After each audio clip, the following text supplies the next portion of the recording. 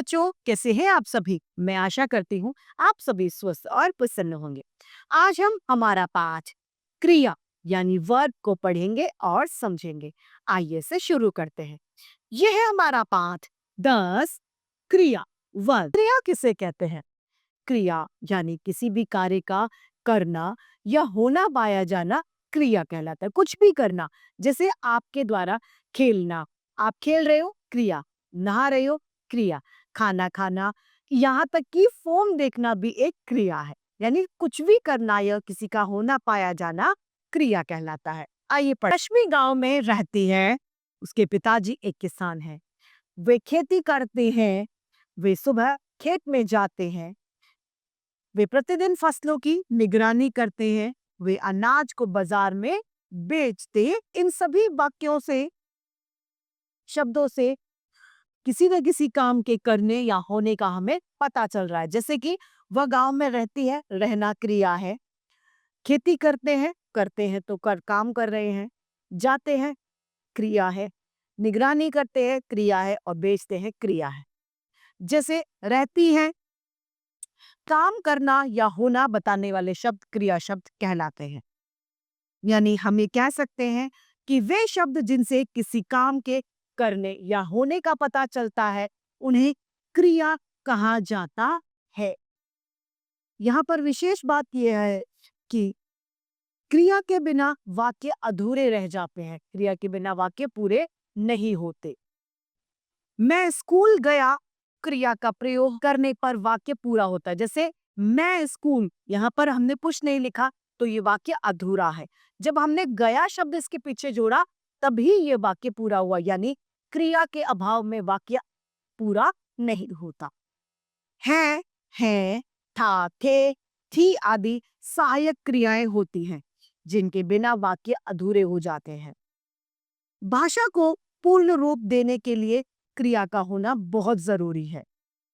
क्रिया के यहाँ पर अन्य उदाहरण दिए जा रहे हैं। नेताजी दिल्ली जा रहे हैं। कहाँ जा रहे हैं? दिल्ली जा रहे हैं। जा रहे हैं क्रिया है। हम लोग आगरा घूमने गए थे। घूमने गए हैं क्रिया है। बच्चे रो रहा है। बच्चा रो रहा है क्रिया है। बारिश हो रही है क्रिया है। मयंक खा रहा है क्रिया है।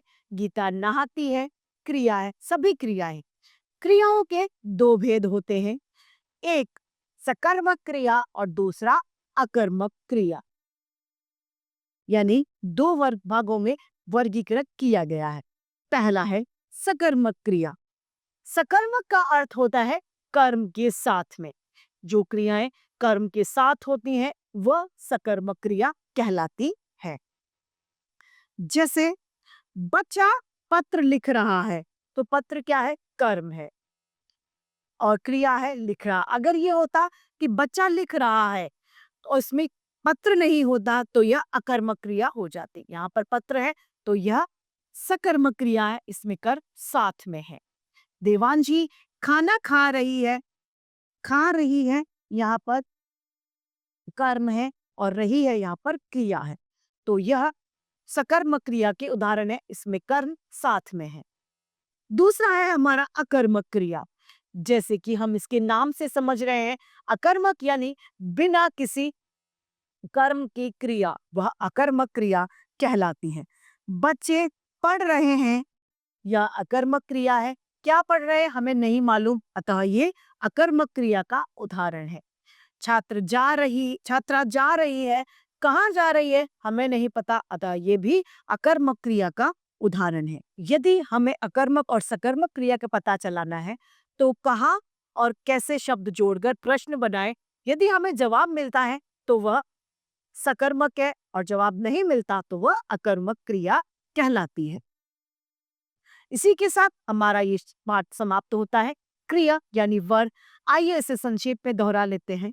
जिन शब्दों से किसी काम का करना या होना पता चलता है वह क्रिया कहलाते हैं।